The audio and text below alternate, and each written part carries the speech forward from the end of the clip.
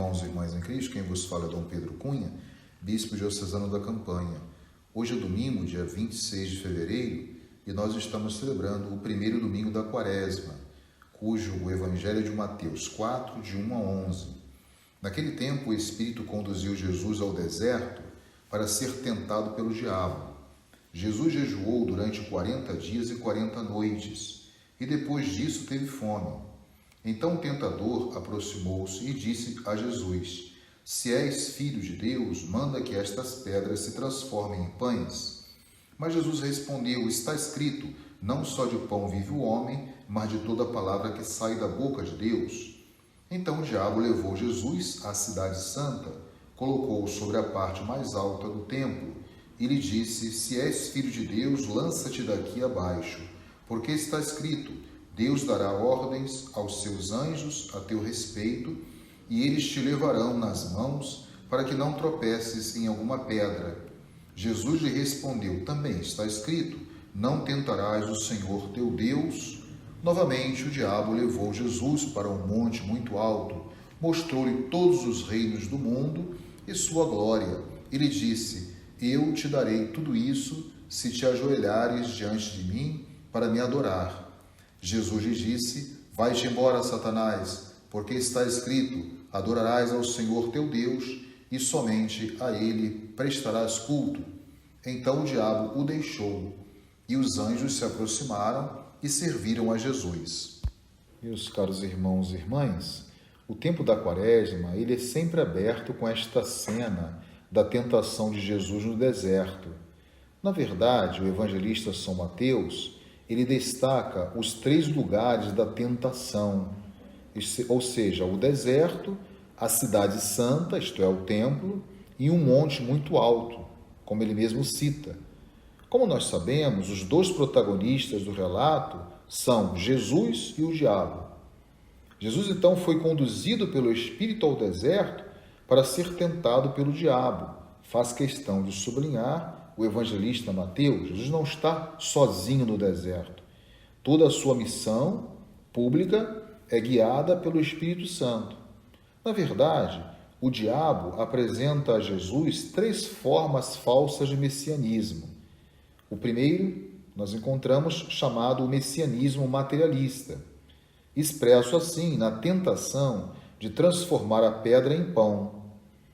O segundo é o messianismo sensacionalista ou ainda o messianismo milagroso, que é aquele de uma religião mágica, do espetáculo do sagrado, que infelizmente ainda hoje assistimos em alguns ambientes, tentando assim subestimar a verdadeira fé que exige de nós uma confiança total na palavra de Deus e não colocar Deus em xeque ou à prova diante de nossas incertezas, necessidades e mesmo desconfianças.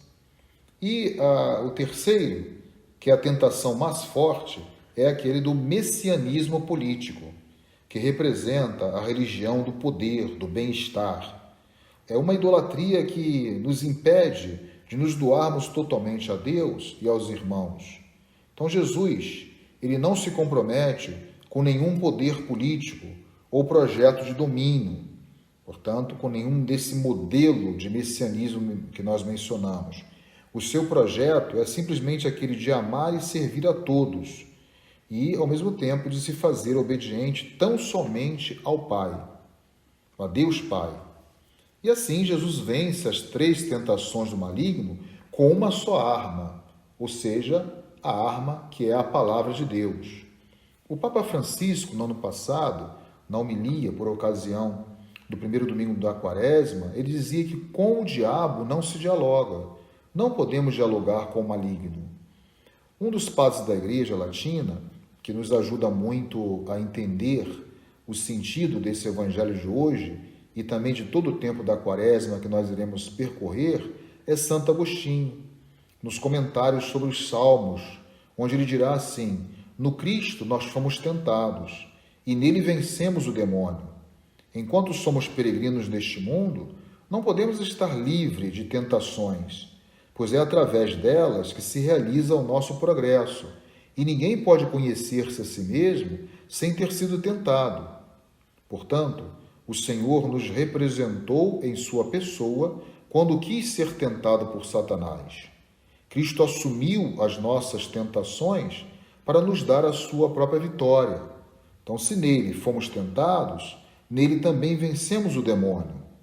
O Senhor poderia impedir o demônio de aproximar-se dele, mas se não fosse tentado, não te daria o exemplo de como vencer na tentação, aquilo que nós falamos, né? A vitória de Cristo já é a nossa vitória. Então, Cristo, na sua pedagogia, expressa no Evangelho de hoje, nos educa a vencer as ciladas do inimigo, do maligno, do tentador. Então, o profeta Jeremias, ele também nos diz uma coisa muito bonita, no capítulo 1, no versículo 19, que nos ajuda a também entender o sentido profundo do Evangelho de hoje. Quando o profeta vai dizer: farão guerra contra ti, mas não te vencerão, porque eu, diz o Senhor, estarei contigo e eu hei de te livrar.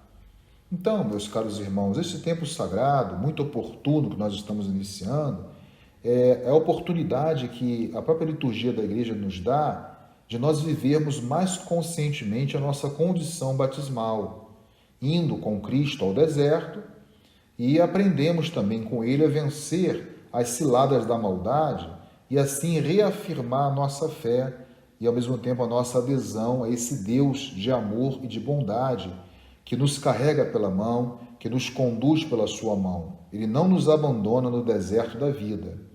Então, que possamos ter essa convicção no curso desse tempo liturgicamente forte. E vamos lembrar também que o tempo da Quaresma nos abre para uma ação de caridade, aquilo que nós chamamos na igreja de uma caridade social. Por isso, este ano, a campanha da fraternidade trata exatamente do combate à fome. E essa vai ser a nossa atitude prática, não somente de uma vida contemplativa, que é muito importante, mas também uma maneira de nós transformarmos a nossa oração, as nossas práticas quaresmais, em ação concreta. O tema que nós temos esse ano é a fraternidade e fome, e o lema é dai-lhes vós mesmos de comer, retirado de Mateus 14,16. Então, que possamos seguir esse itinerário apontado por Jesus, que é esse deserto que nós iremos fazer de 40 dias, mas não nos esqueçamos também da oração, do jejum, da esmola, da prática da caridade, da justiça, para que tenhamos então um mundo mais igual e menos desigual, que seja essa a nossa luta e que não falte, sobretudo no nosso país, um Brasil que é um celeiro de alimentos, que não falte à mesa do brasileiro nenhum alimento, que possamos combater esse mal que nos assola, que é a fome. Louvado seja nosso Senhor Jesus Cristo, para sempre seja louvado. O Senhor esteja convosco, Ele está no meio de nós. Seja bendito o nome do Senhor, agora e para sempre. A nossa proteção está no nome do Senhor, que fez o céu e a terra. Por intercessão da Virgem do Carmo e dos nossos beatos Padre Victor e Inha Chica, abençoe-vos o Deus Todo-Poderoso, Pai e Filho e Espírito Santo.